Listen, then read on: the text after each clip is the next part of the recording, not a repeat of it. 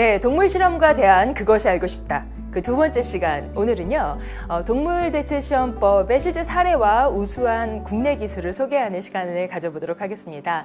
연세대학교 치과대학의 권재성 교수님 모시고 말씀 나눠보도록 할게요. 안녕하세요, 교수님. 네, 안녕하십니까. 네. 반갑습니다. 교수님 간단하게 소개 부탁드리겠습니다. 네. 저는 소개받은 대로 연세대학교 치과대학에 있는 권재성이라고 합니다. 제가 속해 있는 교실은 이름이 굉장히 긴데요. 치과 생체재료 공학교실이라는 교실에 있고요.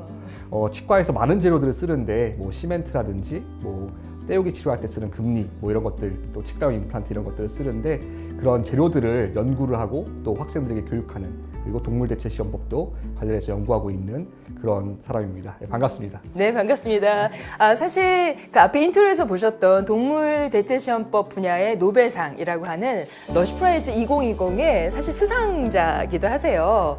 그 주요 분야인 로비 특별상을 수상하신 걸로 알고 있는데, 조금 이제 그 상이 길어가지고 2013년부터 의료기기 분야 동물대체시험법 국제공동연구팀 일원으로 그 인비트로라고 하는 시험관 내 시험하는 방식으로 의료기기의 자극성 평가법을 개발한 공로를 인정받으셨다고요.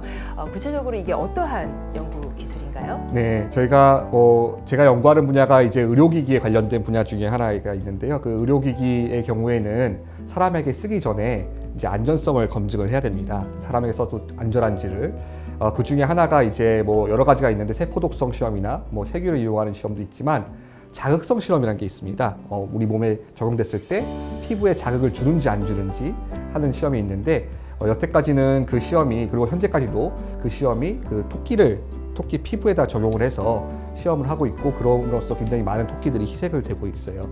그래서 그 2013년부터 이걸 좀 바꿔볼 수가 없을까라는 사람들이 여러 아이디어를 내서 이제 사람에게 얻은 그 세포를 가지고 3차원으로 배양을 해서 만든 인공 조직에다가 이제 그거를 자극성을 평가하는 방법을 이제 연구를 했었고요.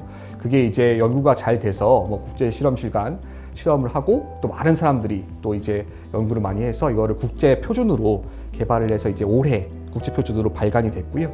국제 표준으로 발간됨으로써 유럽에서는 이제 바로 법률이 적용이 됐고, 또 미국 FDA나 이런 데서도 굉장히 적용이 되고 있고요. 저희 나라에서도 지금 고려가 되고 있는데, 지금 우리가 논의하고 있는 이 법률이 나중에 통과까지 된다 그러면 빠르게 좀 더 적용이 되지 않을까 기대를 하고 있습니다.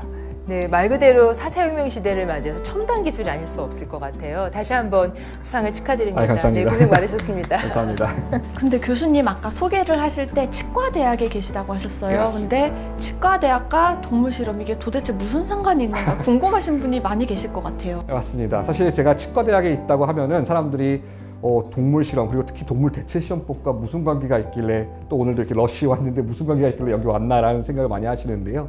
제 치과대학에 있으면서 제가 말씀드린 것 중에 하나가, 치과대학에서는 굉장히 재료를 많이 씁니다. 아마 느끼셨겠지만 치과를 가보시면 금리라든지 임플란트 이런 것들을 많이 쓰는데, 그런 것들을 이제 연구하려고 하면 당연히 이제 동물 실험을 해서 좀 안전성을 입증해야 될 때가 있고요. 또 저희 같은 경우에는, 저희 대학에 같은 경우에는 그 식품의약품안전처에서 지정을 받은 공인 시험 검사기관이 있습니다. 이게 의료기기, 치과 의료기기의 안전성을 시험하는 곳이거든요. 그러다 보니까 할 수 없이 이제 동물을 사용을 해서 이제 이런 안전성을 검증해야 될 때가 있고요. 그렇기 때문에 동물 실험을 많이 관심을 갖게 되고, 대체하는 방법도 많이 관심을 갖게 되었습니다. 네, 같이 연구하시는 김광만 교수님께서도 특히나 이 치과 분야의 동물 실험이 잔인하기로 유명하다라고 하셨던 말씀이 기억이 나요. 그러니까 실제 어떤 실험들이 이루어지고 있나요? 네, 저희 그리고 치과 쪽에서도 좀 잔인한 시험이 있다 그러면은 구강정막 자극 시험이 있을 것 같은데요. 치약이나 아니면 치과에서 쓰는 의료기기 같은 경우에 이제 햄스터를 이용한 그런 시험이 있습니다. 햄스터가 아무래도 볼주머니가 크다 보니까 그런 물질들을 이런 햄스터의 볼주머니에 넣어서 시험하는 것이 있는데, 햄스터의 볼주머니를 자극해야 되다 보니까 조금 잔인성이 좀 높은 시험인 건 사실인 것 같습니다. 하지만 이런 시험들이 사실은 대체하고자 하는 연구도 많이 되고 있습니다. 그래서 예를 들어서 저희 식품의약품안전처에 특수속성과라는 콕밤이라는 그런 곳에서 이런 연구들을 많이 하고 있는데요. 예를 들어서 아까 말씀드린 그 안자극 시험, 그러니까 토끼의 눈에다 자극을 하는 시험을 대체하기 위해서 인공적으로 이 사람의 눈에서 얻은 세포를 배양한 그런 인공 각막 조직을 이용한 시험들에 대한 연구가 많이 되고 있고요. 사실 그 연구도 지금 약간 좀 느리게 진행이 되고 있는데, 이런 만약에 법률이 통과가 된다면, 좀 그런 연구들이 많이 된다면 저희 이제 저도 목표가 구강정 아까 말씀드린 햄스터 모델도 대체할 수 있는 방법을 우리나라에서 좀 개발을 하고 또 보급할 수 있지 않을까라는 기대도 있습니다. 근데 교수님 지금 계신 연구실에 어린 학생들도 많이 있을 것 같아요. 근데 어린 학생들이 보니까 요새 뭐 의대 전공을 한다던가 이런 데서 우리는 동물 실험을 거부하고 싶다, 이런 거부권을 행사를 하겠다, 이런 이야기도 나오는데 혹시 교수님 연구실에서도 이런 이야기가 나왔나요? 예, 맞습니다. 사실 제가 새로운 세대라고 하지 않습니까? MZ 세대라고 하면서 저희 연구원들, 특히 대학원생분들도 굉장히 이런 쪽에 관심을 가지면서, 그리고 반려동물을 키우시는 분도 많아지면서 조금 동물 실험을 하기 싫어하는 학생도 많이 생기는 것 같고요. 그래서 저희 같은 경우에도 이제 동물 실험을 조금 회피하고자 하는 학생들은 굳이 시키지는 않고 있습니다. 하지만 아직까지는 그 연구를 함에 있어서 동물 실험이 좀 필요한 경우도 있거든요. 그게 연구를 위해서 필요하다기보다 어떤 연구에 입증을 하기 위해서 아직까지 많은 사람들이 동물 실험을 해야만 조금 더 새로운 연구다, 아니면 좀 더 고난이도의 연구라고 생각하는 경우도 있어서 동물 대체 시험법이 조금 더 개발되면 아마 학생들이 또 많이 관심을 가질 것 같고 많이 그쪽에 또 뛰어들면은 또 좋은 연구가 나오지 않을까 기대하고 있습니다. 네, 사실 저희가 지난주부터 인스타그램 스토리를 통해서 이 많은 대중분들의 궁금한 질문들을 받아봤는데요. 거기에도 이공계 학생들께서 많이 참여를 해주셨어요. 그래서 아마 이분도 같은 연구실에 계신 것 같습니다. 동물 실험을 대신해서 안전성 테스트는 어떻게 하는 건가요? 라고 하는 구체적인 질문을 보내주셨네요. 네. 일단 의료기기의 경우에 말씀하신 것처럼 이제 안전성을 시험을 해야 되지 않습니까? 우리 몸에 써도 되는지를. 그래서 이제 안전성을 시험하게 되는데 대표적인 게 이제 세포를 이용한, 그건 이제 동물을 이용하지 않고 세포 독성 시험이 있고요. 그 외에도 유전 독성 시험이라고 해서 박테리아를 이용하는 것도 있는데 그 외에 이제 자극성이나 감작성이라는 두 개의 시험이 가장 많이 행해지는 시험입니다. 자극성은 우리 아까 말씀드린 대로 피부에 자극을 주는지 이런 것들의 시험이고요. 아니면 저희 치과 같은 경우에는 입안에 자극을 주는지 이런 시험이고요. 감작성이라는 것은 알레르기와 관련된 반응을 보는 건데요. 일단 이 자극성이나 감작성은 둘 다 아직까지는 동물을 가지고 시험을 하고 있습니다. 아직 감작성 같은 경우에는 아직 연구가 초기 단계여서 많이 되고 있지 않지만 자극성은 굉장히 많이 동물 대체 시험법 연구가 되고 있는데요. 대부분은 이제 사람에게서 얻은 그런 세포를 3차원으로 배양을 해서 약간 인공 조직처럼 만듭니다. 그래서 그게 피부 조직이 될 수도 있고요. 아까 말씀드린 대로 구강 점막이라는 구강 안의 조직이 될 수도 있고요. 사람들이 말하기를 이게 조금 더 임상과 가깝다고 얘기하는 거는 우리가 사람과 동물은 엄연히 다르거든요. 동물에서 얻은 데이터보다 오히려 사람에게 얻은 인공 조직이 더 정확한 데이터를 낸다는 얘기도 있습니다. 그래서 여기다가 의료기기를 직접 노출하거나 용출이라는 걸 해서 노출시킨 다음에 이제 안전성을 검증하는 그런 방법입니다. 너무 구체적이고 좀 어렵죠, 근데? 거의 1타 강사처럼 답변해 주신 것 같습니다. 네, 이번에는 또 의료 쪽에 계신 분 같으신데요. 네. 그럼 의료기기라는 것은 내가 이제 병원 가면 이제 나도 경험을 해야 되는 기기다 보니까 굉장히 중요하죠. 그래서 인체에 직접 실험하기도 하나요? 라고 문의해 주셨네요. 예, 의료기기가 인체에 직접 실험하는 경우도 있지만 아직까지 국내에서는 동물 실험의 데이터가 충분하여야만, 그리고 인증과 허가 작업이 완벽히 이루어져야만 이제 윤리위원회라는 곳에서 검증을 하고 인체에 적용할 수 있는 그런 절차를 밟고 있습니다. 아직까지 사람들이 생각하기에 동물 실험 데이터가 많이 있어야만 안전성이 검증됐다고 생각을 하는 것 같아요. 그래서 좀 화장품과는 다르게 사람에게 직접 바로 적용하는 경우는 적고요. 다만 이런 법률이 통과가 된다 그러면은 제가 기대하는 방법은 이제 동물 데이터가 없어도 동물 대체 시험법으로 진행한 데이터가 충분하더라도 그것만으로도 이제 인체에 적용할 수 있는 시험이 진행될 수 있으면 어떨까라는 생각을 하고 있습니다.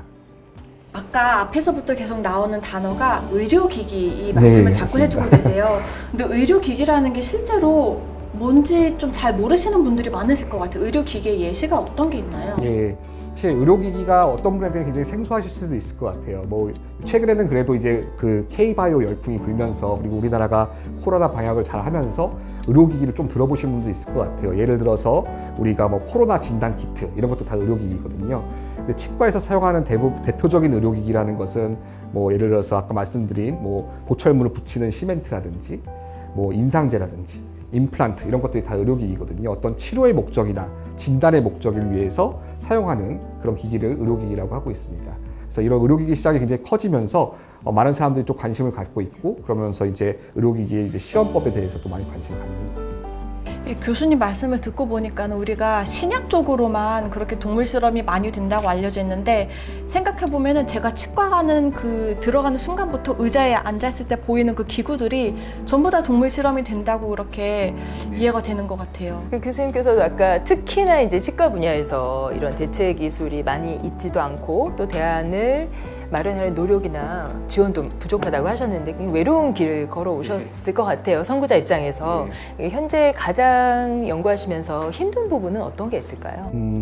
아까도 말씀을 드렸지만 사실 저희가 러시 프라이즈를 이제 수상을 하게 됐는데 그 러시 프라이즈를 수상하게 된 배경 중에는 저희가 굉장히 연구를 많이 해서 데이터를 생성을 했거든요. 하지만 이 데이터를 생성하기 위해서는 제가 그곳에 그 선구 기술을 갖고 있는 곳에 가서 그 기술을 배워야만 했고 또 그 인공 조직, 이제 외국에서 만든 인공 조직을 저희 쪽에서 수입을 해서 또 구매를 해서 시험도 해봐야 됐고 그리고 그거에 필요한 뭐 굉장히 많은 비용들이 들어갔습니다. 하지만 아쉽게도 그 당시에는 그런 것들을 지원해 줄 수 있는 뭐 국가 과제나 뭐 연구 펀드가 조성이 되어 있지 않았었기 때문에 뭐 굉장히 감사드리게도 제 주임 교수님이셨던 김강만 교수님께서 많이 서포트를 해주셔서 저희가 연구소에서 좀 돈을 드리기도 했고 어떻게 보면은 뭐 교수님 사비로도 조금 드리셨다고 하시더라고요. 그래서 그렇게 해서 굉장히 좀 어렵게 연구를 했었고요.